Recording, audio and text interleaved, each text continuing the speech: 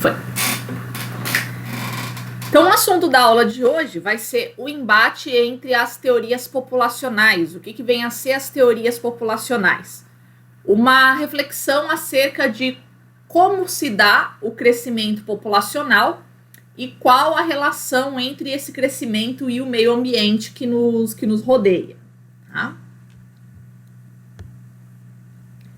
A primeira teoria populacional que a gente considera, né, como teoria populacional moderna, foi proposta pelo Thomas Robert Malthus no ano de 1798.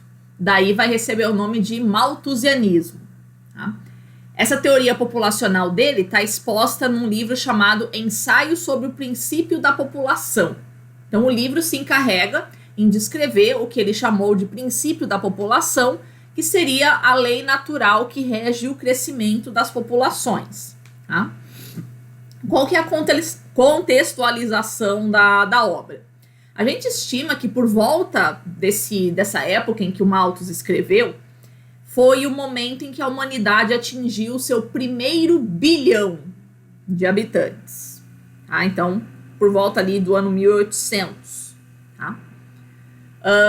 Só que, né, até aí 1 bilhão de habitantes, tipo, se hoje a Terra tá com 7, não tá tão lotada ainda, né, que seria 1 bilhão em 1800. Né? Mas uma coisa que a gente nota é que o ser humano tem uma tendência muito grande em acreditar que aquele contexto em que ele está vivendo, aquele contexto local, ele é uma tendência geral. Tá? Como assim? A gente que mora em cidade, a gente tem a mania, a gente tem um olhar enviesado de achar que o mundo inteiro está ocupado por cidades.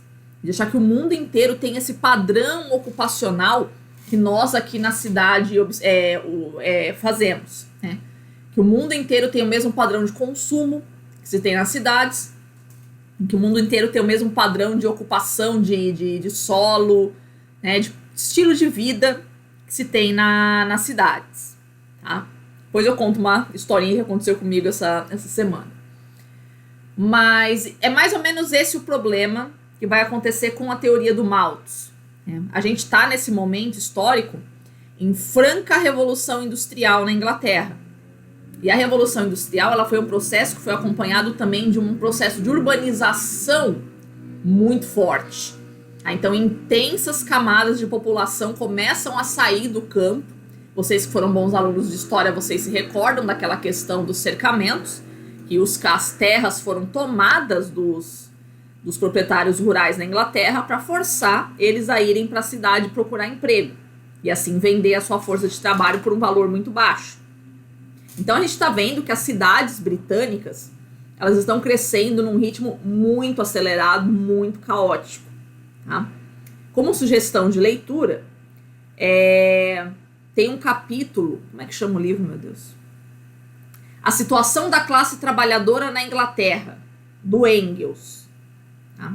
Tem um capítulo ali chamado As Grandes Cidades, e ali eu li esse capítulo no meu primeiro semestre da graduação. Cara, e aí ele vai descrevendo como é que era o quadro urbano de Londres, de Birmingham, de todas as grandes cidades da Inglaterra ao tempo da Revolução Industrial. As condições de vida que se tinha nessas cidades.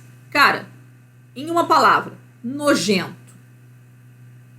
Nojento é a palavra para definir o que eram as cidades inglesas durante a Revolução Industrial. Tá? Então é claro que isso assusta qualquer pessoa, né, pensar que o futuro da humanidade vai ser aquilo, né, que todos nós vamos acabar daquela forma. Tá? Então, penso eu que em virtude do Malthus estar presenciando essa transformação social, que foi essa urbanização tão acelerada e tão violenta que aconteceu na Inglaterra, ele vai ficar com medo, né, de como seria o mundo, né, qual seria o futuro da humanidade se aquela situação perdurasse. Tá? Então, selecionei aqui para vocês alguns trechinhos que vão ilustrar qual é o pensamento do Malthus. Eu vou lendo e vou pausando com vocês, fazendo uma explicação. Então ele diz assim: Considerando-se qualquer número da população mundial, como 1 bilhão, por exemplo, a espécie humana cresceria na proporção de 1, 2, 4, 8, 16, 32, 64, 128, 256, 512, 1 giga, etc. E a subsistência na de 1, 2, 3, 4, 5, 6, 7, 8, 9, etc. Em 225 anos, haveria entre a população e os meios de subsistência uma proporção de 512 para 10. Em 3 séculos, de 4.096 para 13. E em 2.000 anos, a diferença seria quase incalculável, mesmo que a produção agrícola nesse período houvesse aumentado imensamente. Tá? Então é este que é o que a gente chama de princípio da população. Uma lei matemática de como funciona o crescimento populacional para o Malthus. Tá? Então ele diz que a espécie humana ela cresce numa proporção de 1, 2, 4, 8, 16, tá? Percebam que é uma sequência de números em que cada número é o anterior multiplicado por 2. Então o próximo número é sempre o dobro do anterior. Então 1, 2, 4, que é o dobro de 2, 8, que é o dobro de 4, 16, que é o dobro de 8, 32, que é o dobro de 16, e assim sucessivamente. Tá? Vocês que foram bons alunos de matemática na escola, vocês se recordam que uma sequência de números nas quais o número seguinte é sempre o anterior multiplicado por alguma coisa se chama progressão geométrica. Tá?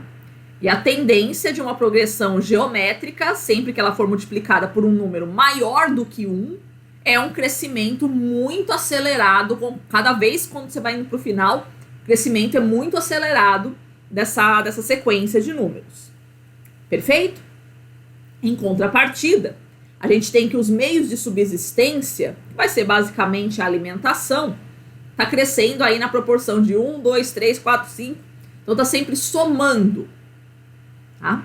Vocês que foram bons alunos de matemática na escola, vocês se recordam que uma sequência de números em que o número seguinte é o anterior somado com alguma coisa, né, é uma progressão aritmética. Tá? São esses os nomes que recebem. Tá? Bom, então o que a gente observa é que é este o enunciado do princípio da população. Que a população a população humana tem a capacidade de crescer segundo uma progressão geométrica e os meios de subsistência, que é basicamente a produção de alimentos, crescem segundo uma progressão aritmética. E é fácil perceber que o ritmo de crescimento de uma progressão geométrica é muito mais acelerado do que o ritmo de crescimento de uma progressão aritmética. O que vai nos levar a um problema que ele diagnostica aí no final desse trecho. É que conforme vai passando o tempo, vai havendo um descompasso muito grande e cada vez maior entre a quantidade de população que o planeta tem e a quantidade de alimentos disponíveis para alimentar essa população. Tá? De tal forma que vai chegar uma hora que vai bater o apocalipse. Né? Em 2.000 anos, a diferença seria quase que incalculável. Ainda que a gente consiga aumentar muito a produção agrícola, não vai dar para alimentar toda a população mundial. Tá? Então é essa a ideia do princípio da população, que existe esse descompasso entre o crescimento populacional e a produção de alimentos. A população cresce em progressão geométrica, a produção de alimentos cresce em progressão aritmética. Vamos seguir. Oxi!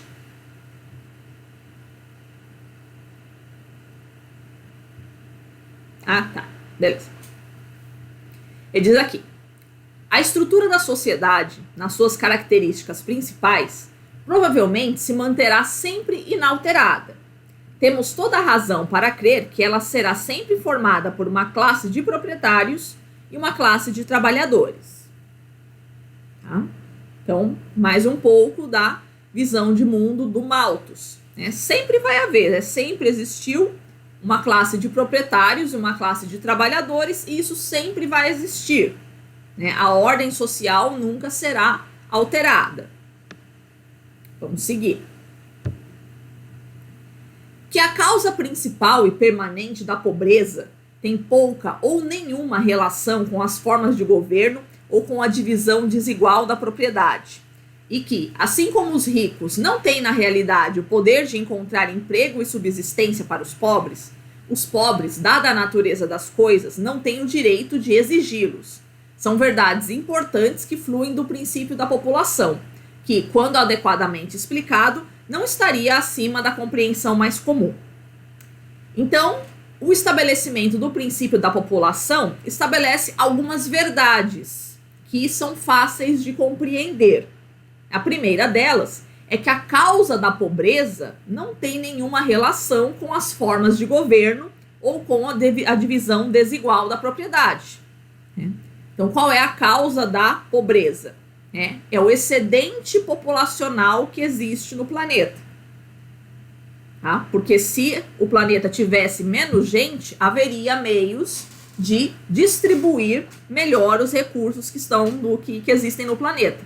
Uma vez que você tem muita gente, né, e uma população crescente num planeta que tem recursos finitos, não tem como você distribuir igualitativamente, né, para todos, de maneira que todos tenham uma boa qualidade de vida. Tá? Então essa é uma primeira verdade que se deriva aí do princípio da população, que a causa da pobreza não é dos governos e não é da divisão desigual da propriedade. A causa da pobreza das pessoas é o fato de que elas se multiplicam, é o fato de que elas têm muitos filhos. Então, como a quantidade de riqueza é finita, né, quanto mais gente tiver, mais pobres a gente vai ser. Né? E que, né, uma segunda verdade que flui aí do princípio da população é que os ricos não têm o poder de encontrar emprego para os pobres, e os pobres também não têm o direito de exigir esses empregos. Tá? Por quê? Porque a causa da pobreza, como diz o princípio da população, é dos pobres. Então, se os pobres é que são os causadores da sua pobreza, eles não têm o direito de exigir dos ricos e de exigir dos governos que encontre emprego para eles. Se a pobreza é culpa do pobre, ele que arque com essas consequências. Né? Ele que fizesse menos filhos. Se ele tivesse menos bocas para alimentar em casa, talvez ele teria uma qualidade de vida melhor. Tá? Então pensasse nisso antes. Essa é a ideia de que se você vai ter muitos filhos, você vai ter que arcar com essas consequências. Você não tem o direito de exigir, né, que os ricos te deem emprego ou te facilitem a subsistência. Vamos seguir. E é evidente que todo homem das classes inferiores da sociedade que tivesse conhecimento dessas verdades estaria disposto a aceitar com mais paciência a infelicidade que lhe coubesse.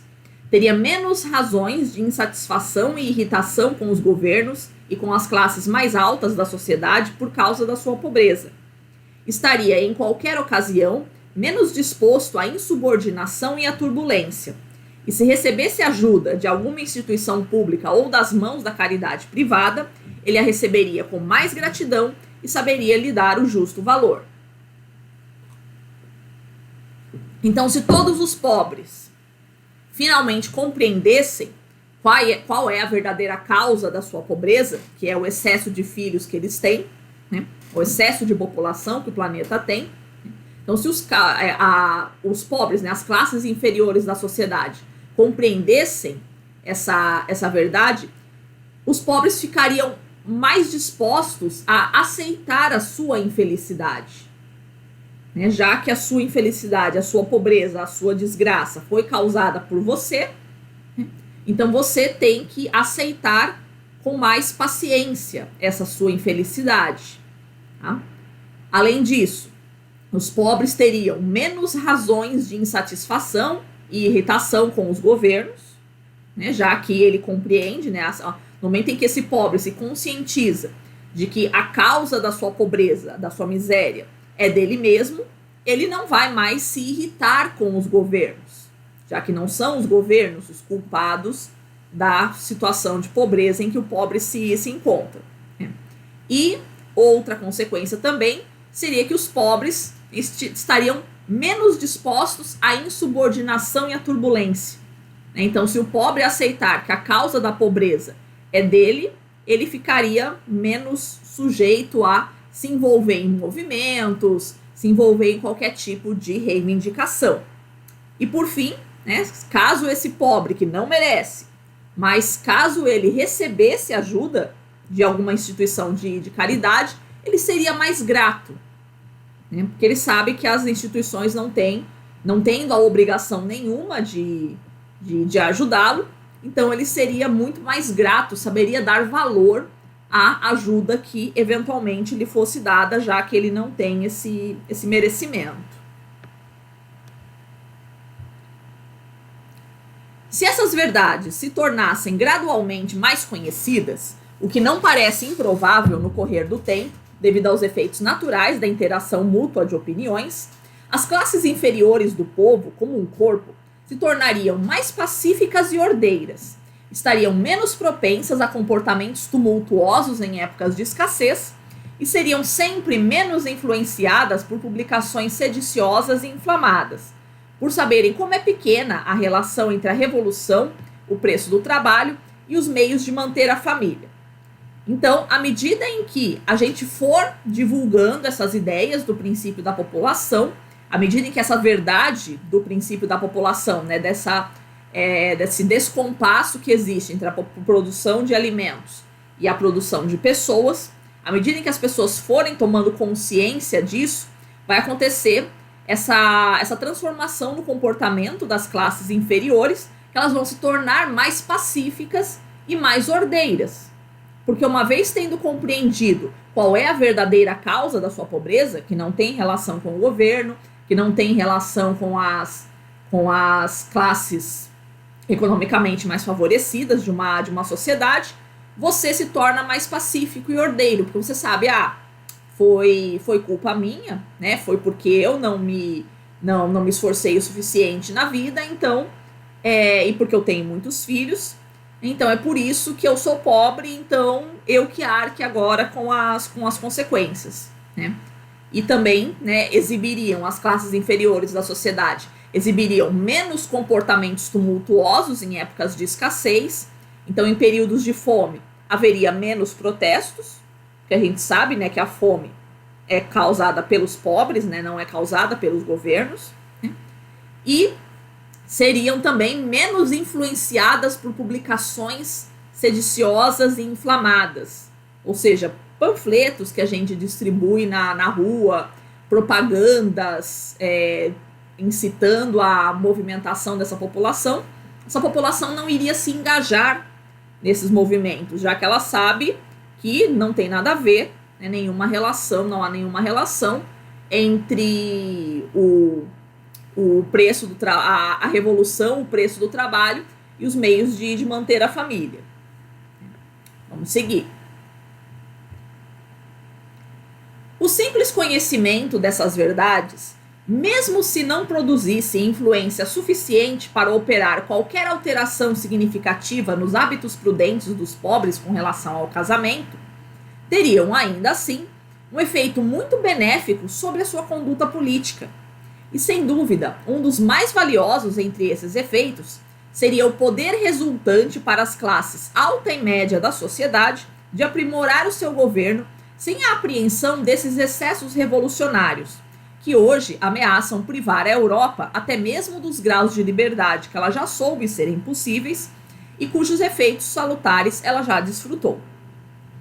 Então, o simples conhecimento dessa verdade do princípio da população e da relação dele com a causa da pobreza, ainda que não servisse para que os pobres restringissem a sua natalidade, restringissem a sua atividade sexual, que é um eufemismo que o Malthus utiliza aqui, né, para quando ele fala, né, os hábitos prudentes dos pobres com relação ao casamento, né, significa a restrição da sua atividade sexual. Tá? Então, os pobres, no momento em que eles tomarem consciência de que eles é que são o causador da sua pobreza, que eles são pobres porque eles têm muitos filhos, ainda ainda que isso não servisse para eles restringirem a sua atividade sexual e, consequentemente, terem menos filhos, pelo menos surtiria um efeito muito benéfico sobre a conduta política dos pobres, que seria basicamente poupar as classes média e alta de reclamações, de reivindicações, de protestos, né, de toda essa classe de fenômenos que ele já descreveu nos trechos anteriores, tá? E que, né, são tão marcantes no nosso tempo, né, no caso no tempo do Malthus, eu estou dizendo, né, são tão marcantes isso do nosso tempo que ameaçam, né, a liberdade que a Europa já conquistou. Então, não é bom que os pobres partam para esses excessos revolucionários, tá? Então, mesmo que, né, eles sabendo, né, que não é para ter muito filho e tal, se mesmo assim eles ignorarem isso, né, e continuarem fazendo filho, pelo menos, né, conhecendo que a pobreza deles é causada por esse excesso de filhos, é porque eles têm muitos filhos, que eles são pobres, né? Mesmo que eles não parem de fazer filhos com isso, pelo menos eles vão se conscientizar, né, de que eles são pobres por conta disso, por causa dessa decisão de terem muitos filhos, e não vão, né, se engajar em movimentos políticos que ameaçam a liberdade das classes alta e média da Europa. Tá? O que vocês acharam desse pensamento do Malthus? Alguém quer comentar alguma coisa?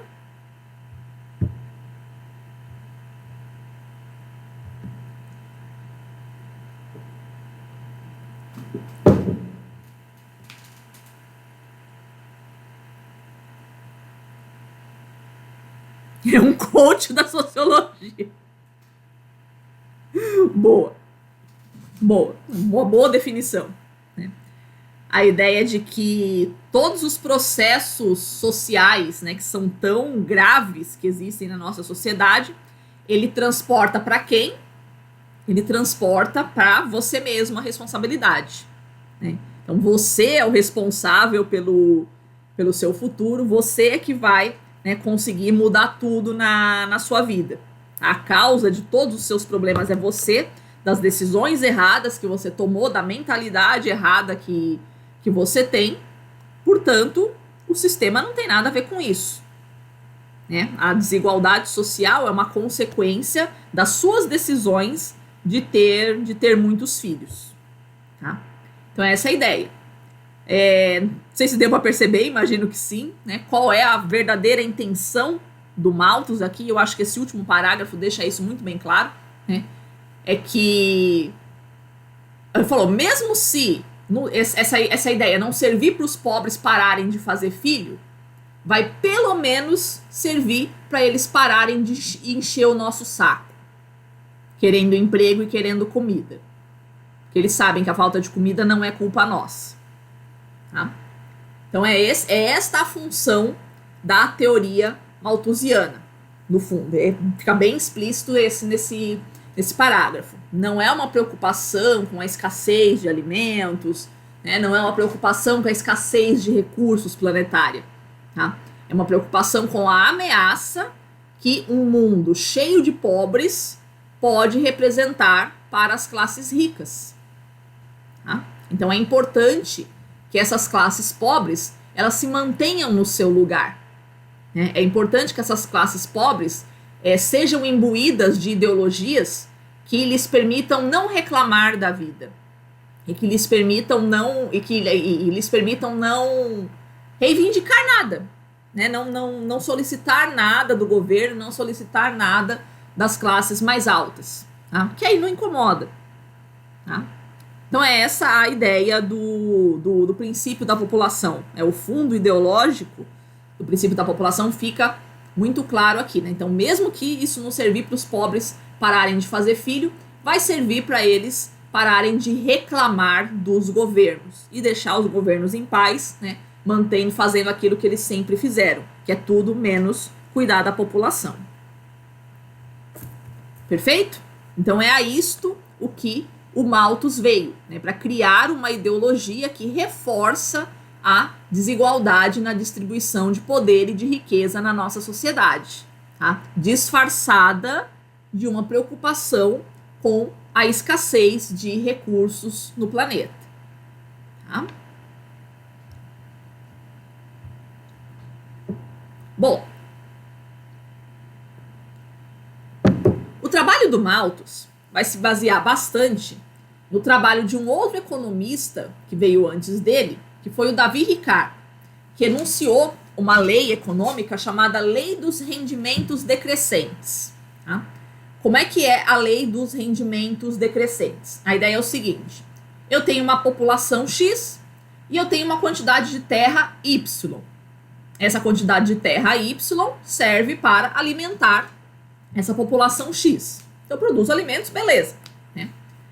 No momento em que essa população X consegue emprego, né, ou consegue qualquer tipo de melhoria de vida, né, ela vai começar a comer melhor, comer mais e melhor.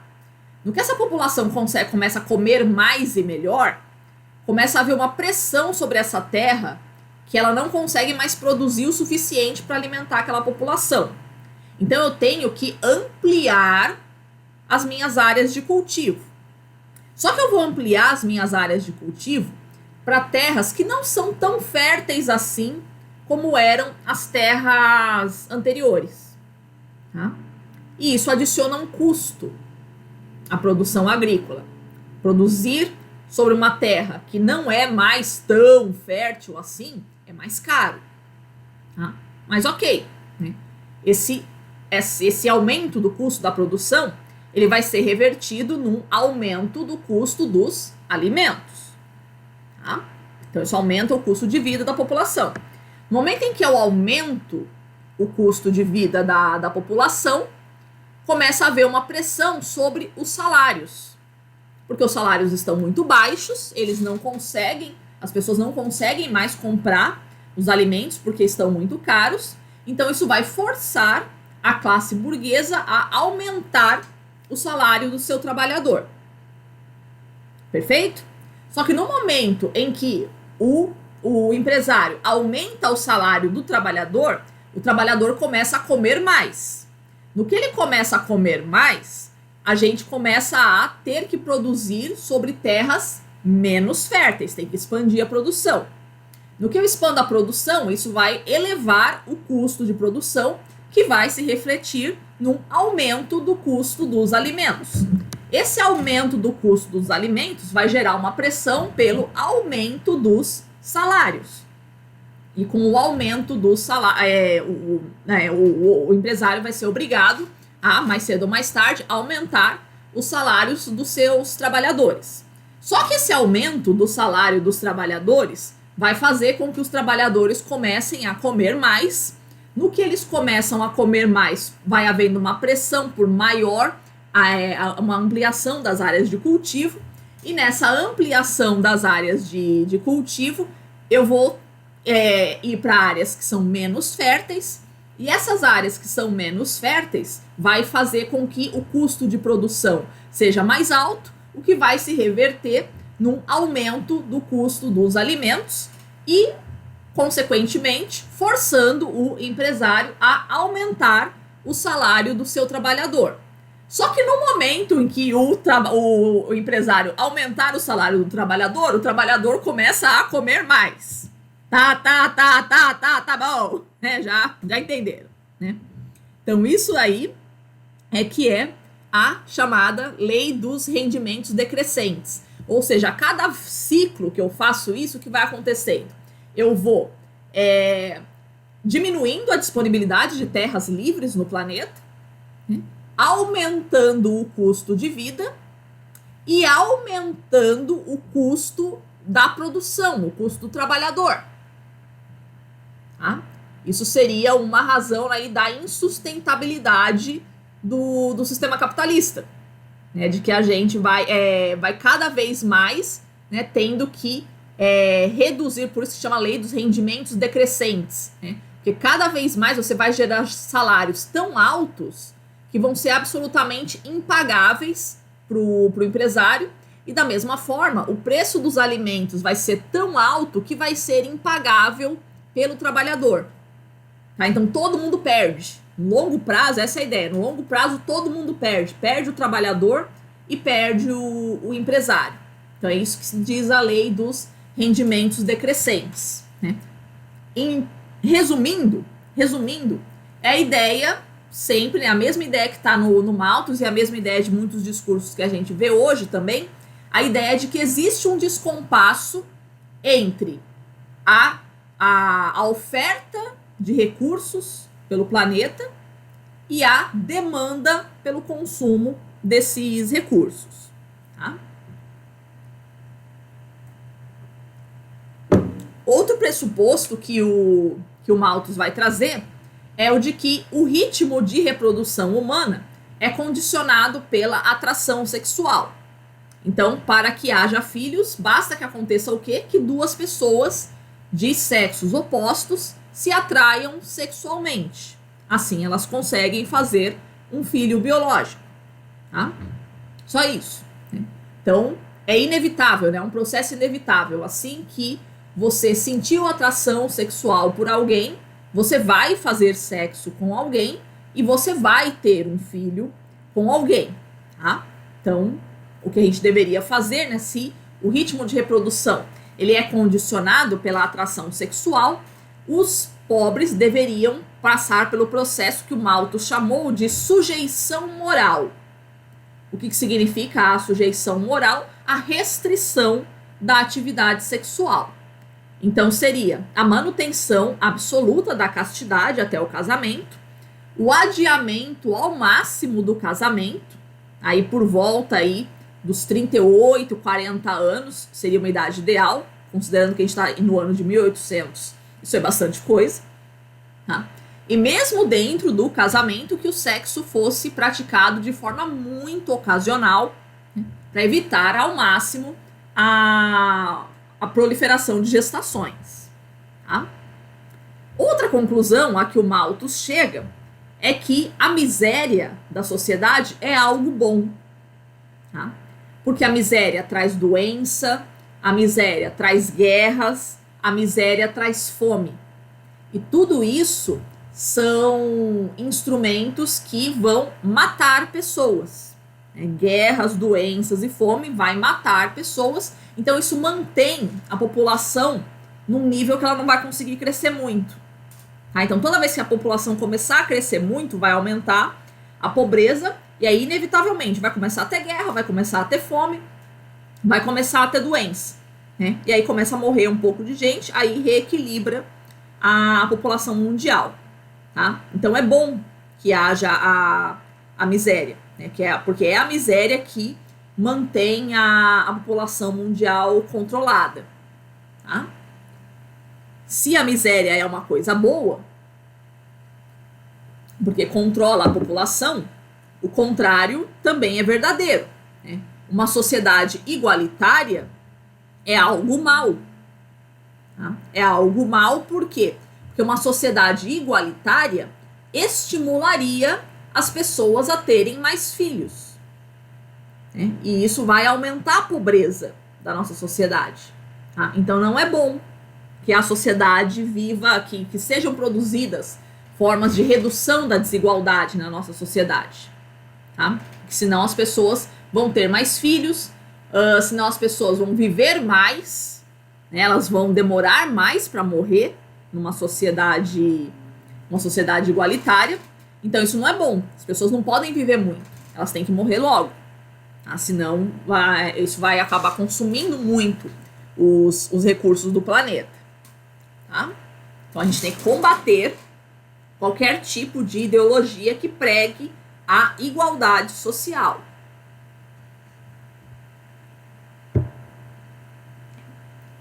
Contra a teoria do Malthus, a gente tem a teoria populacional reformista, também chamada de teoria marxista. Tá? Muito embora o Marx propriamente ele não tenha escrito assim diretamente, mas é o que pensadores depois dele vão fazer com base na tradição teórica legada por Marx. Tá?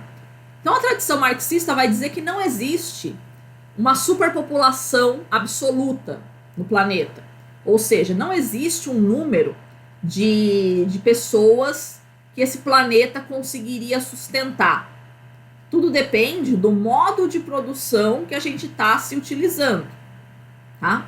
Se a gente faz uma agricultura extensiva, é uma coisa. Se a gente faz uma agricultura intensiva, é outra coisa, tá? Se a gente está usando muito água, ferro, qualquer outro tipo de recurso que a gente pensar, é um tipo de produção. Aí se a gente está usando minerais mais raros e mais caros, né, é outro número de população que a gente consegue sustentar, né? Então não existe, quantas pessoas o nosso planeta consegue sustentar. Não existe esse valor, né? Depende do quanto essas pessoas consomem. Aí o consumo dessas pessoas depende diretamente do meio de produção em que ela está inserida, tá? Então pode existir uma superpopulação em relação à capacidade do sistema de suprir as necessidades da população. Isso é possível, tá?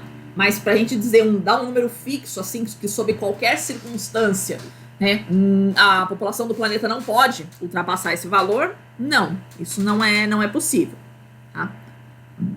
Outra conclusão que chega aí a partir da teoria marxista é que as famílias mais pobres, por que elas têm muitos filhos? Tá?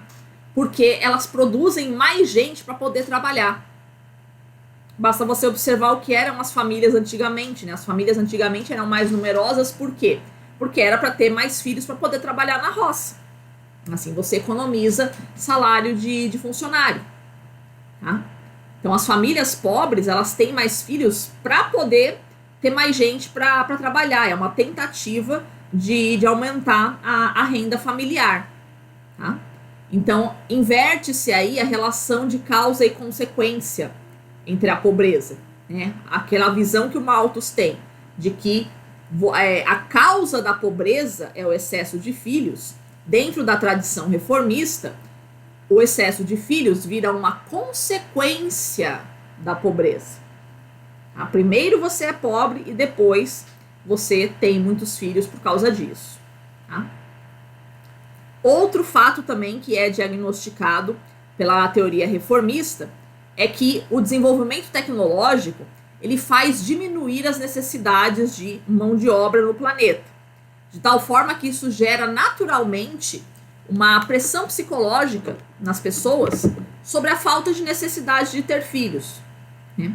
Se eu tenho o campo mecanizado, se eu tenho uma fazenda e eu tenho a possibilidade de mecanizar o campo, eu não vou ficar fazendo filho, tá? Eu vou botar máquina para trabalhar no lugar deles, tá?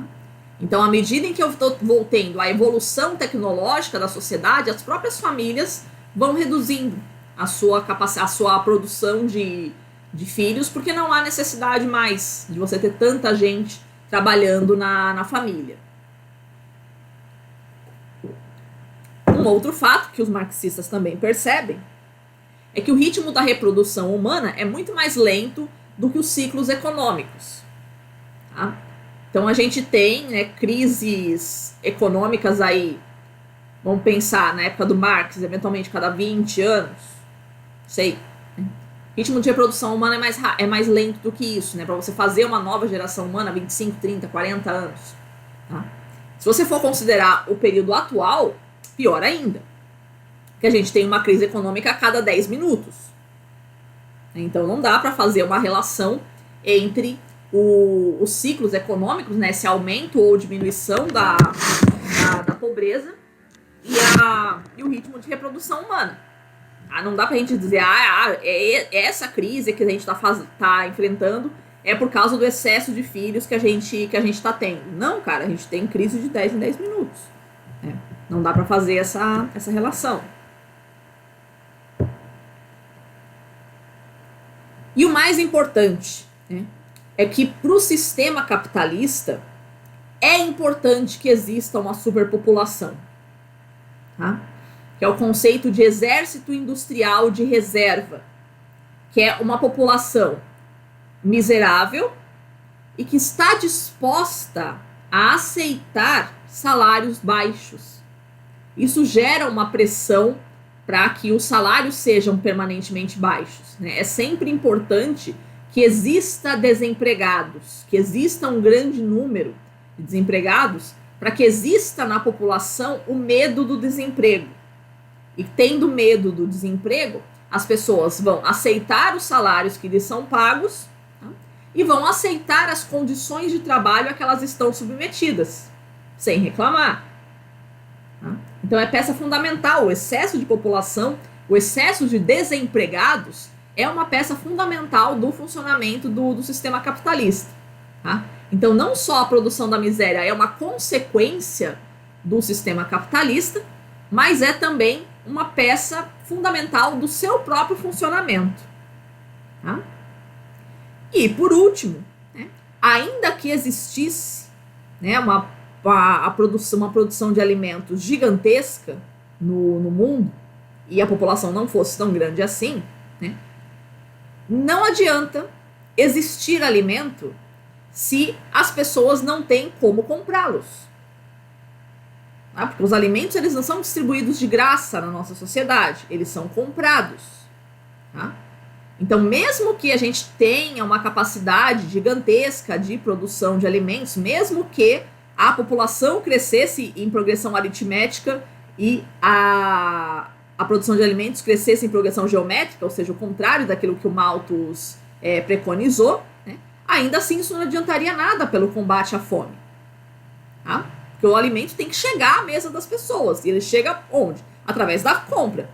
Né? Ainda pode até ser que as pessoas não comprem, mas alguém comprou esse alimento.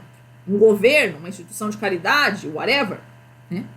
Então tem que haver uma maneira das pessoas conseguirem comprar os alimentos. Não adianta eles simplesmente existirem para matar a fome. Certo? Então, em linhas gerais, essa é a teoria reformista. Então, observando a história, quem foi que venceu esse debate? Foi o Malthus ou foi o Marx? A história mostrou que quem venceu esse debate foi o Marx. Por quais motivos? Tá? Primeiro é que o princípio da população é simplesmente falso. Tá? Então, a população mundial não cresce em progressão geométrica e a produção de alimentos não cresce em produção aritmética. Na verdade, se a gente tiver que estabelecer uma relação desse tipo, vai ser o oposto.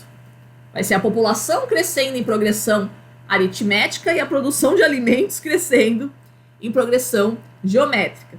Se fosse pelo cálculo do Malthus, a gente teria atravessado o ano 2000 com 250 bilhões de habitantes neste planeta. Atravessamos com apenas 6. Né? Então a população não cresce em progressão geométrica. O Malthus errou bastante nas contas, né? De 250 bilhões para 6 bilhões, errou bastante na conta. Tá? A gente passou por revoluções industriais que nos permitiram um desenvolvimento tecnológico muito grande, que reduziu a pobreza global, né? Não em números absolutos, é óbvio, mas em proporção relativa, né? Sim. A gente teve, né, do que a gente vivia na Revolução Industrial, pelo amor de Deus, né? Não tem como a gente comparar a qualidade de vida que a maioria das pessoas tem nesse planeta. Né? Então, sim, as coisas melhoraram de lá para cá. Tá? A população mundial não cresceu no ritmo previsto, como a gente tinha acabado de falar, né? O Malthus errou a conta em quase 240 bilhões de habitantes a mais. Tá? E outra coisa que parece que o Malthus não tinha percebido é que essa relação que a gente faz em relação à natalidade, né, é justamente o contrário do que ele preconizava ali a respeito da igualdade social. Ele dizia que a igualdade social, uma sociedade igualitária, estimularia a natalidade. Na verdade, é o contrário. Se você for observar as nações do globo ou regiões, né, dentro de uma mesma nação, é justamente onde existe menos desigualdade social que existe menos natalidade. né? As pessoas têm menos filhos quando elas ascendem socialmente. O Malthus dizia que a ascensão social ia fazer as pessoas se sentirem à vontade para terem mais filhos. Na verdade, é o contrário. Quando as pessoas ascendem socialmente, elas perdem o interesse em fazer filho. Elas desenvolvem outros interesses. E aí, o contrário. Né? Populações submetidas à miséria, elas não pensam, não vou fazer filho porque senão eu vou ficar mais pobre. Não. Elas fazem filho. Tá? Não existe esse raciocínio das pessoas pensarem, eu tô em condições de fazer filho, eu vou fazer, eu não tô em condições de fazer filho, eu não vou fazer. Não é assim que as pessoas agem. Né? É um exercício de racionalidade muito grande isso daí. Não é assim que as pessoas são. Né? E em relação ao consumo de recursos do planeta, o Malthus vai colocar aqui o excesso de pobreza do planeta faz com que haja uma pressão maior pelo consumo de recursos do planeta. Na verdade, também é o contrário. Fala pra mim qual é a nação que mais consome recursos desse nosso planeta. Estados Unidos. Não é exatamente uma nação pobre. Tá? Então, as populações que mais consomem recursos no nosso planeta não são as populações pobres. São as populações ricas. Tá? Então, não é o aumento da miséria que faz com que as pessoas consumam mais, mas justamente o aumento da riqueza. Porque quando as pessoas enriquecem, elas se sentem mais à vontade para consumir. E consumindo, farão menos filhos, né? Porque é mais legal viajar do que aguentar a criança. Tá? Então é isso que acontece na nossa sociedade. Tá? Então, por todos esses motivos, a gente vai poder dizer que Malthus fail, né? E o Marx venceu esse debate. Perfeito? Tá. Só que uma coisa que existe, que a gente nota estudando história, é que ninguém aprende as lições que são ligadas pela história. Né? Não bastasse todo esse debate aí entre o malthusianismo e o marxismo, parece que não adiantou de muito. Né? Sempre tem alguém que tenta ressuscitar essas ideias. Tá?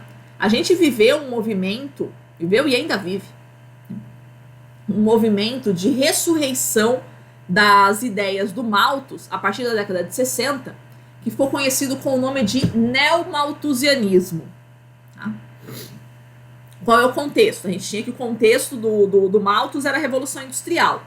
Qual é o contexto agora que faz a gente ressuscitar essa preocupação? A partir da década de 60, como a gente vai ver nas próximas duas aulas, a gente tem um movimento de redução da mortalidade nos países subdesenvolvidos. Nos países desenvolvidos, essa redução forte da mortalidade já começa no século XIX. Mas até aí nada, né? Porque os países desenvolvidos têm pouca gente. Né? Só a partir da década de 60 é que você vai ver uma redução assim muito forte. De repente, ela é muito forte, ela é repentina, né? Nos países subdesenvolvidos. Né? Basicamente, acesso a coisas de saneamento básico, vacinação, né? Coisas muito simples, né, que fazem as pessoas pararem de morrer feito moscas, como elas morriam antigamente. Tá? Então a gente para de morrer, de repente, né, mas a natalidade ela ainda continua muito, muito acelerada, por várias décadas. Né? A gente para de morrer, mas continua nascendo. Então realmente, é um momento que a gente tem um crescimento populacional muito acelerado em nível planetário. Tá? É um momento em que aquela afluência do pós-guerra, aquele pleno emprego do pós-guerra, já começa a dar um slowdown, né? Então começa a reduzir o ritmo de crescimento econômico, né? Que vai começar a aumentar o desemprego em nível global também. Tá? E estamos no contexto da Guerra Fria, e a Guerra Fria nos traz como grandes preocupações a questão ambiental. dada a possibilidade aí da hecatombe nuclear entre as duas superpotências, né? E uma série de outras questões ambientais que vão sendo discutidas naquele momento em virtude dessa pressão aí pelas conquistas de território. Então, desertificação, né, é um assunto que é muito tratado nesse momento, né? A seca do Sahel também vai contribuir bastante com isso, nessas preocupações globais em torno da desertificação. Tá?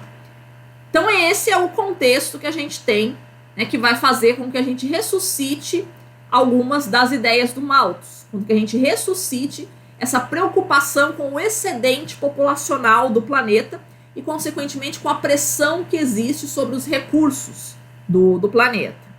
Tá? Essa preocupação, ela não começa na década de 60, tá, pessoal? A gente consegue rastrear um pouquinho historicamente, né, alguns autores, bem antes disso, que já estavam, né, manifestando uma preocupação com o aumento populacional global. Tá? Uma que a gente destaque, vai ganhar bastante destaque na primeira metade do século XX é uma ativista chamada Margaret Sanger. Né? Vou ler aqui alguns trechinhos para vocês, observem as datas, né? Em 1922, 19, 11, né? Então é bem antes da Segunda Guerra Mundial e da Guerra Fria. Então ela diz assim: os habitantes dos bairros pobres que, devido à sua natureza animal, reproduzem-se como coelhos e logo poderiam ultrapassar os limites de seus bairros ou de seus territórios e contaminar então os melhores elementos da sociedade com doenças e genes inferiores. Portanto, esses habitantes dos bairros pobres, que são dotados de genes inferiores, eles têm que ter o seu crescimento contido. Outro trecho. Mais nascimentos entre as pessoas aptas e menos entre as não aptas. Este é o principal objetivo do controle de natalidade. Então, pessoas boas, né, de boa genética, de boa índole, deveriam ter a sua reprodução estimulada, e aquelas de má genética e de má índole deveriam ter a sua reprodução controlada. Esse é o objetivo do controle de natalidade. Os aborígenes australianos estão só um passo acima dos chimpanzés e têm pouco controle sexual comparado aos homens e mulheres normais. Então, os índios da Austrália estão só um pouquinho acima dos chimpanzés, eles são bem menos humanos do que nós. Deve-se manter as portas da imigração fechadas à entrada de certos estrangeiros cuja condição seja reconhecidamente prejudicial à força da raça, tais como retardados mentais e disléxicos, idiotas, lentos, loucos, portadores de sífilis, epiléticos, criminosos, prostitutas profissionais e outros nesta classe barrados pela Lei de Imigração de 1924. Além de aplicar uma estrita e rígida política de esterilização e segregação àquele grau da população cuja prole já seja manchada por algum defeito ou cujas características genéticas passadas de pai para filho sejam tais que traços censuráveis possam ser transmitidos aos descendentes. Então ela elenca aqui determinados tipos de pessoas que são indesejáveis na nossa sociedade. Portanto, como a gente deveria proceder com relação a essas pessoas? Além de restringir a imigração, né, de manter as portas fechadas à imigração, deveríamos praticar uma estrita e rígida política de esterilização. Né? O que é esterilização? É cirurgia para você não ter filho. E segregação dessa população, mantê-las afastadas em guetos para não manchar a pureza da nossa raça. Tá? Hashtag não tenho nem figurinha para comentar isso. Ok.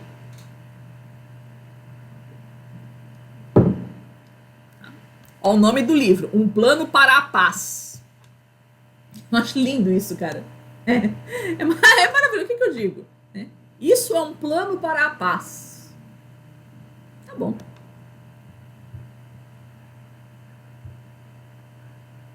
Bom, Essas preocupações com o excedente populacional vão levar a ONU a estabelecer a chamada Comissão da População em 1945, e em 1954 acontece o primeiro encontro do que ficou conhecido como Clube de Roma, né, que vai receber o nome oficial de Primeira Conferência Mundial de População, que é uma sequência de debates que vai ser periodicamente feito a cada 10 anos, né, sobre, né, meios de contornar as dificuldades que nos são oferecidas pelo crescimento populacional, né, esse excedente populacional que atrapalha o desenvolvimento econômico. Então, sempre essa preocupação de que o planeta está ficando muito lotado, né, e esse excesso populacional vai atrapalhar bastante o nosso crescimento econômico. Então, de alguma forma, tem que ser contido. Tá? Um grande autor também, além da Margaret Sanger, né, que é ativista nesse sentido de controle populacional, um grande autor muito destacado na década de 60, não sei se ele ainda é vivo, eu acho que é o Paul Ehrlich. Tá? O Paul Ehrlich escreve um livro em 1968 chamado The Population Bomb, a bomba populacional. E ele diz da seguinte forma: a batalha para alimentar toda a humanidade acabou. Nas décadas de 70 e 80, centenas de milhões de pessoas morrerão de fome, a despeito de qualquer programa de última hora em que se embarque agora. Nesta data futura, nada poderá impedir um aumento substancial da taxa de mortalidade mundial. Então é um livro que alerta muito, né, é bem alertador o tom dele, para os perigos que a humanidade vai enfrentar muito em breve, né, porque ele está falando em 1968. Né, ele está falando das décadas de 60, 70 e 80, ou seja, é um futuro muito próximo, né, da tragédia que vai se assolar sobre a humanidade em virtude desse aumento populacional. Né, basicamente guerras, fome e doenças generalizadas produzidas aí por esse excedente populacional. Tá? Muito embora isso não tenha acontecido, né, centenas de milhões de pessoas morrendo de fome na década de 80, isso não aconteceu, né, mas parece que mesmo assim, né, mesmo o futuro não acontecendo da forma como você previu, né, parece que nem assim isso é suficiente para fazer essa galera mudar de ideia, para fazer essa galera questionar, né, o nível de tragedismo com que elas pintam os cenários para o futuro. Tanto é que o Paul Ehrlich, anos depois, ele vai escrever um artigo chamado The Population Bomb Revisited, né, falando sobre, revisitando, né, a tradução é revisitando a bomba populacional, né, falando aí, né, sobre uma reflexão em torno da obra que ele já tinha feito, né, refletindo sobre a sua própria obra. E a conclusão a que ele chega, né, na hora que ele vai falar sobre o tom trágico que ele se utiliza em The Population Bomb, ele diz assim: eu me arrependo, né, de não ter sido tragedista o suficiente. Que a situação é ainda mais grave do que o que eu tinha pintado na década de 60. Ele diz o seguinte, né, num artigo de 2009. Se a humanidade, né, mantiver esse ritmo de crescimento que tinha em 2009, né, que era na taxa de 1,4% ao ano, né, levaria cerca de 6 mil anos, não é nada, né? Levaria cerca de 6 mil anos para a massa da população humana se igualar à massa do universo. Mano, o que dá pra dizer um negócio desse? Né? Será que é possível a massa da humanidade se igualar à massa do universo? Quer dizer, o universo não vai ser o suficiente para abrigar a humanidade? Tipo, é sério que tem gente que acredita nisso? Que não apenas o planeta está ameaçado, mas o universo está ameaçado? Dá vontade de perguntar, meu amor, você pelo menos contabilizou a matéria escura aí no meio do caminho? Que tipo, olha o nível de metáforas que as pessoas utilizam, né? O tipo de discurso, né, que é utilizado para amedrontar, né, para pintar um cenário tão horroroso, assim como a gente, né, que nos anuncia, né? E um chamado muito forte, né, para a gente reduzir a nossa população e reduzir o consumo de recursos do planeta. Então, qual seria a solução? O que é preconizado ali no Depopulation Bomb? A esterilização compulsória em massa e negação de auxílio aos países subdesenvolvidos. Eu estou sublinhando isso porque quando a gente está na escola, né, a gente aprende sobre o movimento neomalthusianista e é dito ali que o neomalthusianismo, eles clamam por uma maior distribuição de métodos contraceptivos. Isso não é verdade. O que os neomalthusianistas pedem não é camisinha e pílula, não. O que os neomalthusianistas pedem é vasectomia e laqueadura compulsórias. Tá? Então, se você lê os autores neomalthusianistas, é isso que eles estão conclamando. Não é camisinha e pílula, não é uma maior conscientização das pessoas a respeito da impossibilidade da gente ficar cuidando de um monte de filho, então tem que engravidar menos. Não. Você não vai engravidar porque eu não quero. Ponto, acabou. Tá? Dentro desse contexto, né, um grande porta-voz desse discurso vai ser o príncipe Philip, tá? Que foi um dos fundadores do WWF, né? Vai ser um grande reconhecidamente ambientalista em nível global. Ele dá a seguinte declaração numa entrevista no ano de 1988. Se eu reencarnasse, gostaria de ser um vírus mortal para reduzir a população global. Eu acho que o sonho dele se concretizou. Só acho. Porque foi mais ou menos na época que ele morreu, né, que veio o corona, assim, né? Então acho que realmente, né, o corona é a reencarnação do príncipe Philip. Tá? O que a gente diz? De uma pessoa que tem o poder do mundo nas mãos, né, um dos chefes de estado, assim, né, o marido da rainha, que acha que seria virtuoso, né, ser um vírus mortal para reduzir a população global. Acha que isso seria bom para o planeta. Né, que a gente tivesse realmente uma mortalidade em massa, né, para poder salvar os recursos do planeta que estão ameaçados por esse excedente populacional, né, e que, portanto, a única solução seria uma matança em massa. Aí você olha um trecho desse, né, e fala, não, pelo amor de Deus, professor, isso daí é só um doido. Né? É só um doido que tá falando esse tipo de coisa. A gente não pode ficar aqui, né, ter essa meia dúzia aí de cara que você citou aí, mas, tipo, é só uns doidos que estão falando desse tipo de discurso. Ok. Até pode ser que o príncipe Philip seja só um doido que defende um discurso doido. Beleza. Mas aí eu coloco aqui uma pergunta do Luc Ferry. Ele diz o seguinte: não estariam eles dizendo bem alto o que muitos pensam baixinho? Eu estava justamente conversando isso com meu psicólogo hoje de manhã, né? Tava falando sobre essa questão dos discursos que a gente defende às vezes, né? E que a gente acha que são discursos inofensivos, né? Mas que na verdade são a pedra de toque para que algumas pessoas partam para o ato, né? Quantas vezes você já viu gente dizendo por aí: eu não sou homofóbico, eu nunca saí tacando pedra em viado no meio da rua. O cara acha que ser homofóbico é simplesmente sair tacando pedra em viado no meio da rua. Ele nunca fez isso, portanto ele não é homofóbico, né?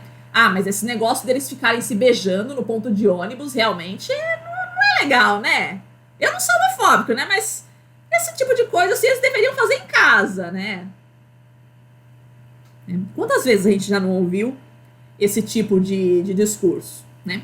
Então eu tava conversando com ele sobre isso, ele falou que tem um texto, vou ver se eu acho, nem tive tempo de procurar esse texto, deveria ter procurado para a aula de hoje, mas não foi atrás. Ele fala que tem um texto sobre amolar a faca, né? Que os personagens estão discutindo ali sobre isso, sobre amolar a faca. Do tipo, não é você que dá a facada, mas você amola a faca. Quando você defende esse tipo de discurso. Porque sempre vai ter um maluco que vai querer usar a faca, né? Sempre vai ter um maluco que vai querer sair tacando pedra em viado por aí, né? Aí você fala, não, eu não sou homofóbico. Porque eu nunca fiz isso, eu nunca saí tacando pedra neles por aí, né? Mas você produz, né, um vocabulário, um discurso que favorece para que algumas pessoas que não têm esse tipo de inibição que você tem, né, partam para o ato. Então a mesma coisa a gente aplica aqui, né? O príncipe Philip tem essa vontade de reencarnar como um vírus mortal. Você olha um negócio desse e acha que isso é um absurdo, né? Mas será que ele não está simplesmente verbalizando bem alto o que muitos pensam baixinho? Quantos de nós realmente não acham, né, que o planeta está muito lotado, né, e que seria até bom, né, que uma meia dúziazinha ali morresse só para reduzir um pouquinho o consumo de recursos do planeta? Quantas vezes a gente já não pensou isso? Se você nunca pensou isso, eu te convido a visitar a estação do Brás, 6 horas da tarde, e pegar o trem para Itaquera. Ali, com certeza, você vai pensar que tá precisando morrer um pouco de gente no planeta. Mais ou menos essa é a ideia. Então, esses lugares mais lotados do planeta, cara, eu já escutei isso. Eu já escutei isso dentro do trem. Esse trem tá muito lotado, tem que morrer um pouco de gente nesse mundo. Pelo amor de Deus, não tá dando, não. As pessoas pensam isso. Daí, quando sai alguém tacando uma bomba atômica, a gente acha um absurdo. Nossa, que crueldade. Não, é simplesmente uma pessoa que tem mais poder e mais dinheiro do que você. Se você tivesse poder e dinheiro, você faria a mesma coisa. Continuando aqui, a citação do Luc Ferry. Quando alguns sustentam que o número ideal de seres humanos em relação às necessidades dos seres não humanos seria de 500 milhões, como afirma James Lovelock. James Lovelock é o pai da teoria Gaia. Ou mesmo 100 milhões, como afirma Arne Naess, que é o fundador da ecologia profunda, eu gostaria de que me explicassem exatamente como pretendem realizar esse objetivo altamente filantrópico. Então, num planeta que tem 7 bilhões de habitantes, você afirma que o ideal para as necessidades do planeta seria de 500 milhões ou 100 milhões. Me explica. Me explica como você pretende reduzir a população global de 7 bilhões para 500 milhões. Até pode ser que você queira fazer isso com laqueadura e vasectomia compulsória. Mas eu já te digo, não é suficiente. Vai ter que usar meios um pouco mais drásticos, vamos dizer assim. Então é de se perguntar, né? Que tipo de preocupação humanitária essas pessoas sustentam, né? Com o que elas estão preocupadas, né? Eu não consigo, talvez seja uma falha minha, mas eu não consigo conceber como virtuosa uma pessoa que acha que a gente tem que destruir 90% da humanidade para poder salvar o planeta. Eu não consigo. Se alguém conseguir me provar o contrário, beleza, eu sempre convido a galera a tentar me provar o contrário. Mas eu não consigo enxergar virtude numa postura desse tipo, né? De gente que realmente coloca, né, tá disposta a submeter populações inteiras desse planeta à mais absoluta penúria, né, com o objetivo de proteger os recursos naturais.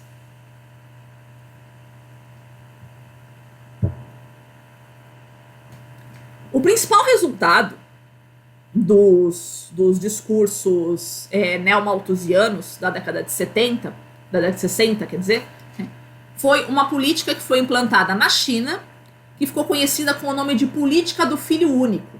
Né? O medo chinês que se alastrou sobre eles de você ter realmente uma população explodindo.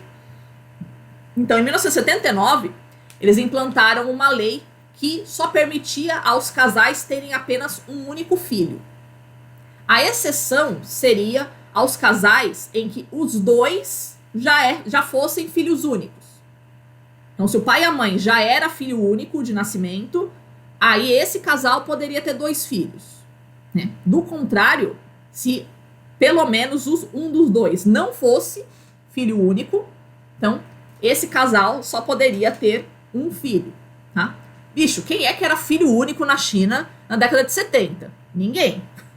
Né? Então, isso vai significar na prática que todos os casais, né, só poderiam ter um filho. Tá? Quais seriam os resultados? Né? A partir do segundo filho, o casal paga multas muito pesadas, que às vezes até inviabiliza a sobrevivência da família. Então, o que a população começou a fazer?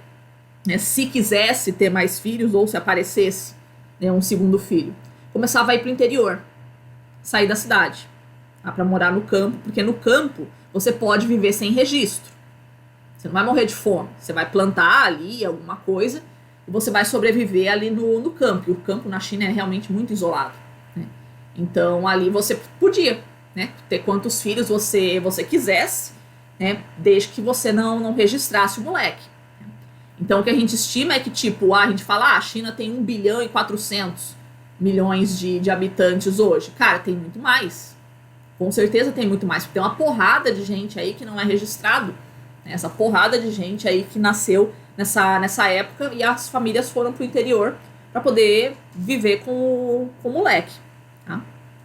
Então, você tem aí uma porrada de indigentes na China, que é quase que impossível da gente estimar quantos, né, seriam, né, quantos dessa população que não tem registro no planeta e, consequentemente, não são cidadãos, né, não têm direito a nada. Tá? Mas estima-se que a gente tenha evitado o nascimento de 400 milhões de pessoas na China entre 1979 a 2012, que foi quando a política começou a ser flexibilizada. 400 milhões de nascimentos são 2 Brasis. 2 Brasis deixaram de nascer na China nesse período. Tá? Outra política que foi implantada na China também para facilitar esse controle de natalidade foi a esterilização compulsória de meninas. Tá? Por quê? Porque a gente pode ter um filho, mas o ideal é que não tenha nenhum. Então, muitas mulheres, meninas, eram selecionadas anualmente para fazerem a laqueadura. Há relatos também de meninas que são feitas a laqueadura logo que nasce. Né? Fez o parto, é menina, sala de cirurgia. Já corta as trompas ali mesmo. Então, nem aquele único filho que ela teria direito a ter, ela não vai ter. Quando chegar na idade reprodutiva, ela vai ver que ela tem dificuldade para engravidar, vai fazer ultrassom e falar, suas trompas estão ligadas. Fala, quando que eu não lembro? Quando você nasceu. A China é um país que tem o aborto legalizado até o 9º mês, em qualquer circunstância, então o aborto também é muito largamente praticado, o aborto e o infanticídio. Né? Então, aborto quando a família tem acesso ao ultrassom, infanticídio quando ela não tem, né? Só quando nasce. Principalmente o infanticídio feminino. Por quê? Se você só pode ter um filho, o que você vai escolher? Menino ou menina? É óbvio que você vai escolher menino. Por quê? Porque nessas culturas, quando a menina vai se casar, ela deixa de fazer parte da família dos pais. Ela passa a fazer parte da família dos sogros. Então que você só tem um filho e é uma filha menina, quando ela se casar, você não vai ter mais filho. E aí, quando você ficar velho, quem é que vai cuidar de você? Ninguém. Tá?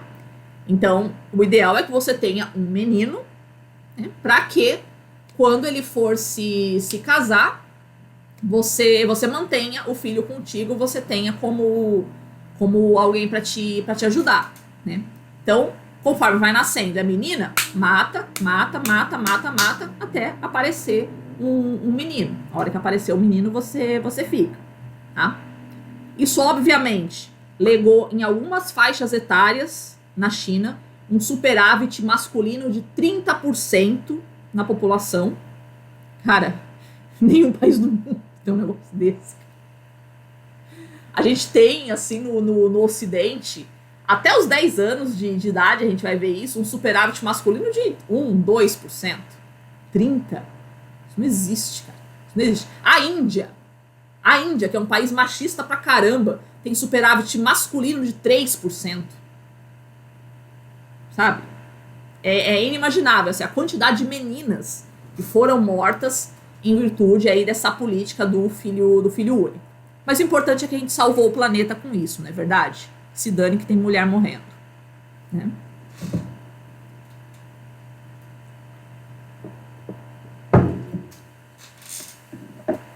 A tragédia desse controle populacional fica bastante evidente, né, de você ter, né, chega a galera na faixa, na época de se casar e não tem mulher, né? Como é que vai ser? Então a gente chegou já num ritmo na China em que você não se pode mais, né, continuar com essa política, né? Ninguém é um idiota completo, felizmente. Então, em 2013, ocorreu uma flexibilização dessa política do filho único. Então, a partir de 2013, os casais em que um dos membros é filho único poderia ter 2 filhos. Então, antes era, num caso, somente podia ter 2 filhos quando os 2 fossem filhos únicos. Ou seja, quem é que era beneficiado por isso? Ninguém, porque ninguém era filho único. Agora, para 2013, né, se um dos membros do casal for filho único, pode ter 2 filhos. Quem é que é filho único na China em 2013? Todo mundo. Ok, não é todo mundo, mas é 99%. Enfim. Em 2015 é feita uma nova flexibilização. A partir daí, todo mundo pode ter 2 filhos. E agora, em 2021, foi feita uma nova flexibilização em que agora todo mundo pode ter 3 filhos. Finalmente, a China está se tocando de que a sua população está envelhecendo muito rapidamente e que é um país sem mulheres. Então, a gente precisa reverter esse quadro.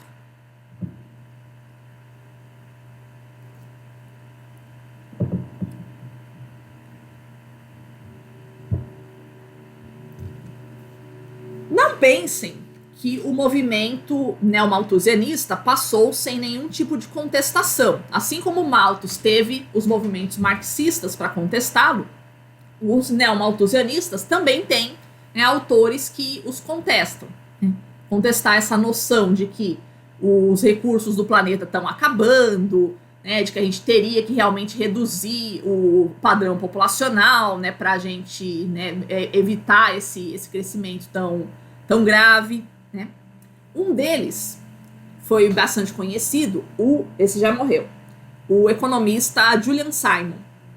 Ele escreve um livro em 1981 chamado O Último Recurso, que ele diz assim: sempre que uma tragédia prevista não ocorre, os profetas passam para outra, porque eles não conseguem ver que, no geral, as coisas estão melhorando, porque eles sempre pensam que estamos num ponto de inflexão, ou no fim da linha.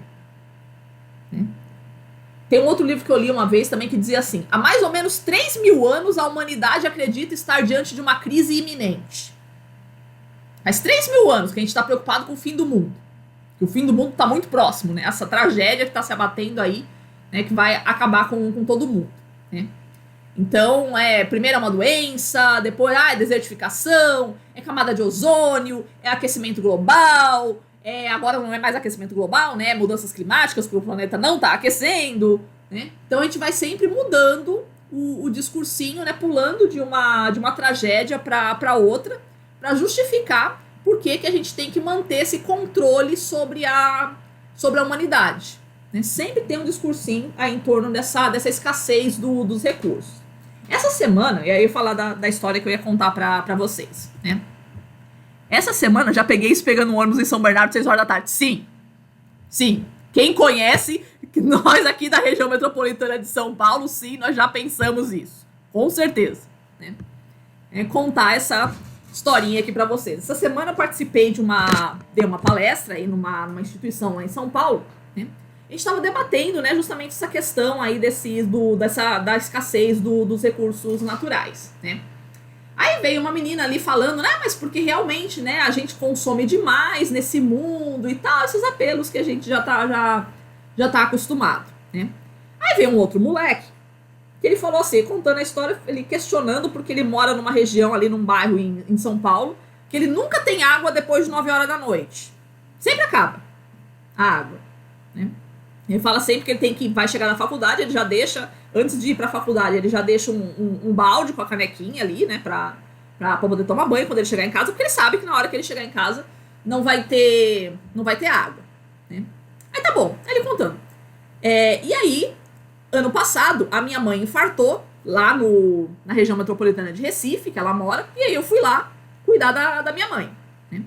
E faz muito tempo que eu saí de lá, e aí eu vi a penúria, a situação de penúria em que a minha mãe vive, e que não é nenhum cafundó do Judas, né? A região metropolitana de Recife, né, não é nenhum fim do mundo, nesse sentido. Tá bom. E aí, cheguei lá na minha mãe e vi que ela, tipo, não tinha água em casa. Mesmo a cisterna já não tava bem e tal, não tinha água. Não chegava água. Ela tinha que pegar água num poço ali, que tinha que ir cada 3 dias, assim, pegava, a galera se juntava de caminhão, né, e ia. Um poço a 13 quilômetros de casa. Tinha que ficar buscando água. Né?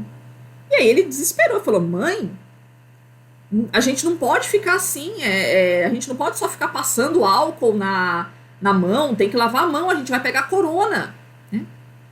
E a mãe respondeu, falou, filho, se a gente tiver que pegar, vai pegar. Porque a água não tem. E aí eu fico me perguntando, né? O problema do mundo é que o mundo tem gente que consome demais ou que tem gente que consome de menos? A gente tá vendo tanto apelo aí pela economia de água, né? Que a gente tem que economizar água porque tem uma crise hídrica e tal, né? Eu quero saber quem é que tá gastando. Aí eu falei pra esse moleque, né? Eu quero saber então quem é que tá gastando a água do planeta. Porque não é tu. Não é tua mãe. Então quem é? Será que são os pobres mesmo? Que estão gastando a água do planeta? Será que é eu quando eu lavo meu cabelo? Eu gasto? Ou é a agricultura? Que consome 70% da água deste país é usada para irrigação. E aí eu tenho que economizar água para lavar meu cabelo. Uhum. É sério? Esperam que eu acredite num negócio desse? Então é uma coisa pra gente pensar, né? Quem é que realmente consome os recursos desse planeta? E em nome de quem a gente está lutando? Né? Em nome de quem a gente tem que economizar os recursos? Né? Porque tem muita gente aí por esse mundo que não tem onde economizar. Ela fala pra mãe desse moleque que ela tem que economizar água. Ela fala, ela não tem água. Ela não tem como economizar. Ela já economiza água, porque ela não tem. Né? E aí esse moleque falou a frase que eu falei, cara, a frase mais genial que eu ouvi esse ano. Ele diz o seguinte: São Paulo tem mania de achar que é o umbigo do Brasil. A gente acha que o padrão de consumo que a gente tem em São Paulo é o padrão que existe no mundo e no Brasil. De que porque existe desperdício de água em São Paulo, existe no restante do Brasil. As pessoas desperdiçam água ali. Não, elas não desperdiçam porque elas não têm. Elas precisariam primeiro ter água para poder desperdiçar. Então é uma questão para a gente pensar. Se realmente o problema do mundo é que a gente desperdiça as coisas, ou que a gente, 90% da humanidade sequer tem a possibilidade de desperdiçar os recursos porque não tem esses recursos.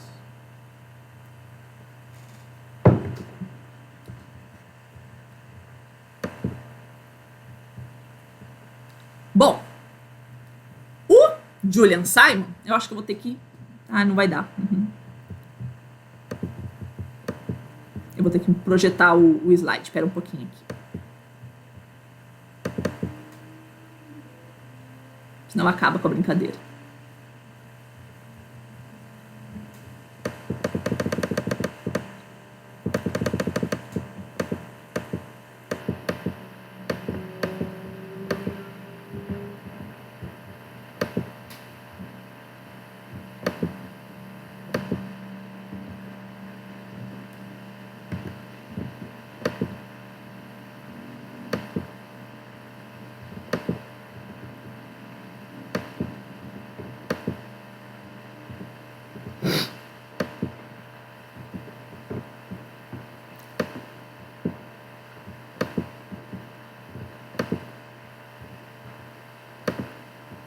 Sai, demônio.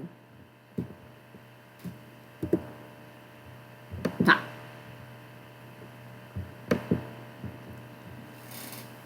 A década de 80 foi marcada por um debate, assim como a gente teve o debate do Malthus com o Marx, né, a gente teve um embate entre o Paul Ehrlich e o Julian Simon, que era o otimista, né, dizendo aí que a humanidade não está indo pro buraco aí por falta de recursos. E aí fica o Paul Ehrlich dizendo, não, a gente vai todo mundo morrer, né, que vai acabar dos recursos e tal, esses discursos tragedistas que a gente tá acostumado. E o Julian Simon, mais otimista, né, dizendo que não, né, os recursos do planeta não vão acabar. Para resolver essa contenda, como eu costumo dizer, o melhor remédio é o tempo. Então, em 1980, eles fizeram uma aposta no valor de $1.000.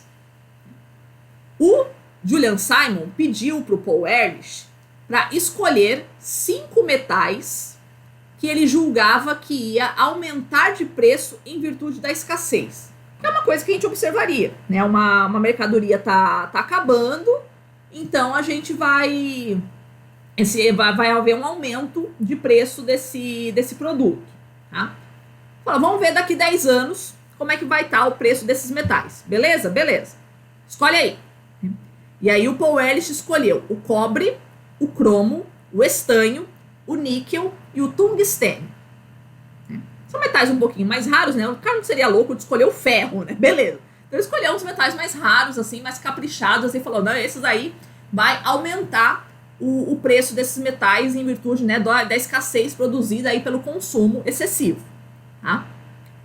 10 anos depois a gente se reúne para ver quem é que ganhou. Beleza. 1990 os caras se encontram de novo. O que foi que aconteceu com o preço de todos esses metais? Aumentou ou diminuiu? Né?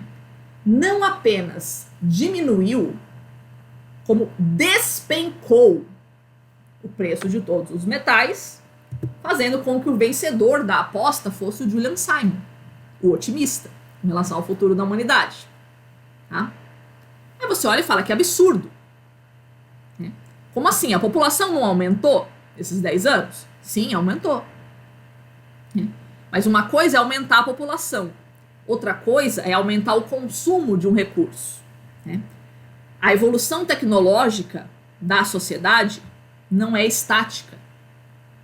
A humanidade sempre se adapta às dificuldades que elas enfrentam.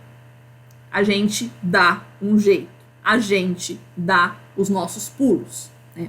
No momento em que a gente percebe que algum recurso está se tornando mais escasso, a gente não vai usar ele até acabar. A gente vai descobrir outra coisa para substituir. Um exemplo interessante é o cobre. O cobre é utilizado para fazer fio. Muita coisa hoje a gente faz wireless. Ou então faz cabo de fibra ótica. Fibra ótica é silício. Silício é o quarto mineral mais abundante do planeta. Acho que só perde pro oxigênio, pra água e que mais, sei lá, não lembro o que era. Mas é o quarto mineral mais abundante do nosso planeta. Então isso não é verdade. De que a gente está sempre buscando uma tragédia, a gente está sempre com medo da hecatombe, a gente está sempre temendo um futuro sombrio que nos apavora.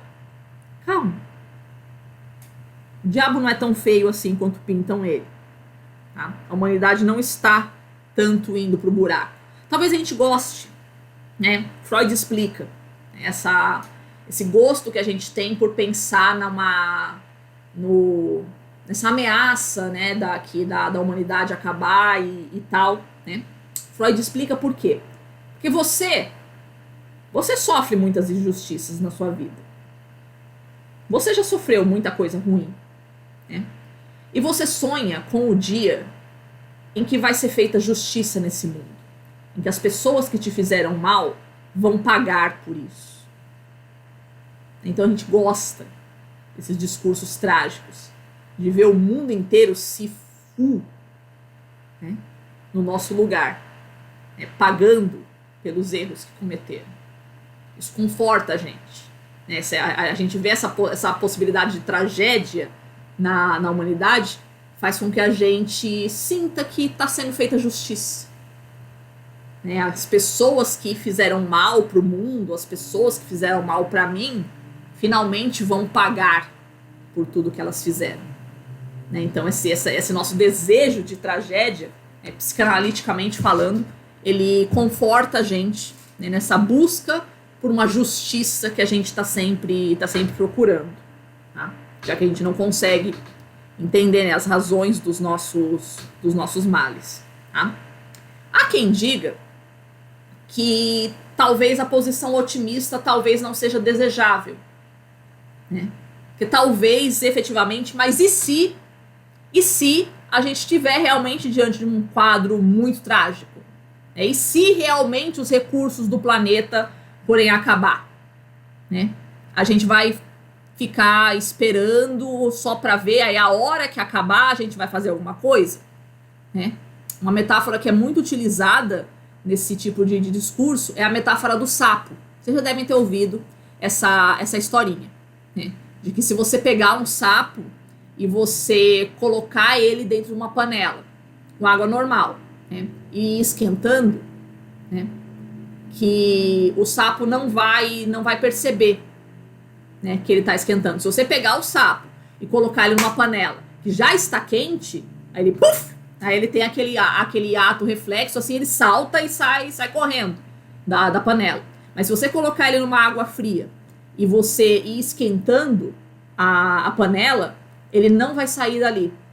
Ele não vai conseguir perceber o aumento da temperatura. Ele vai cozinhar ali dentro, ele vai morrer cozido, mas ele não vai saltar.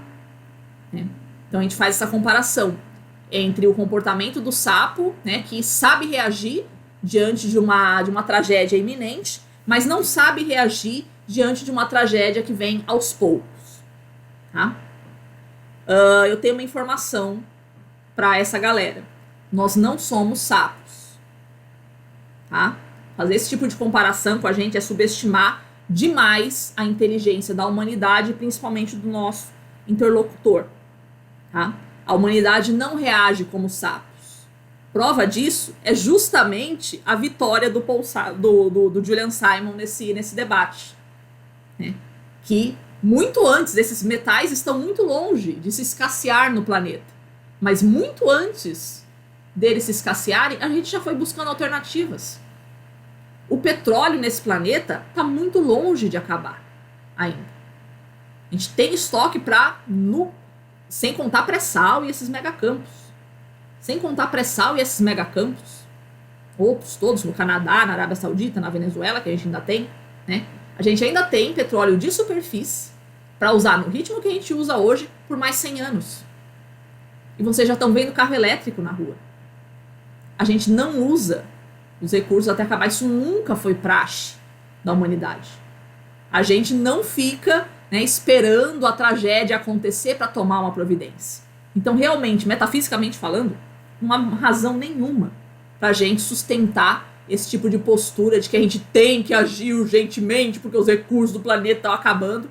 E principalmente, né, que é o assunto dessa aula, a ideia de que pessoas têm que ser eliminadas desse planeta para poder salvar o planeta, para poder economizar os recursos. Né? Talvez você não tenha chegado à conclusão de que algumas pessoas têm que morrer, né, para salvar o planeta. Mas muita gente, mês que vem, vai estar discutindo em Glasgow, na Escócia, na Conferência das Partes do Clima, maneiras de restringir o desenvolvimento de países subdesenvolvidos para salvar o clima do planeta. Né? Estão falando baixinho, né, o que alguns pensam bem alto. Tá? O discurso é o mesmo. Né?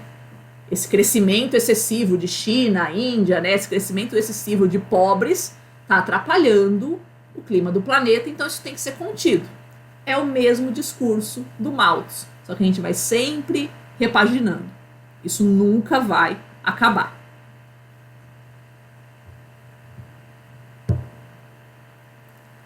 Perfeito, crianças? Então era essa letra que eu tinha para vocês hoje. Tá? Alguma questão? Dou-lhe uma. Dou-lhe duas.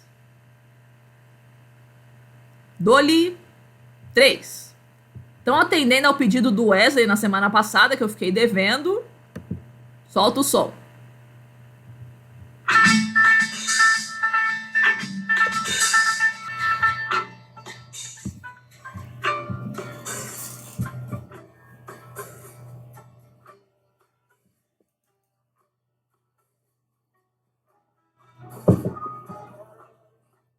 Fechou, então, crianças? Obrigada pela presença de vocês, mais uma vez. Bom fim de semana a todos. Se cuidem e usem máscara sempre ainda, que ainda tem chão ainda pra gente resolver.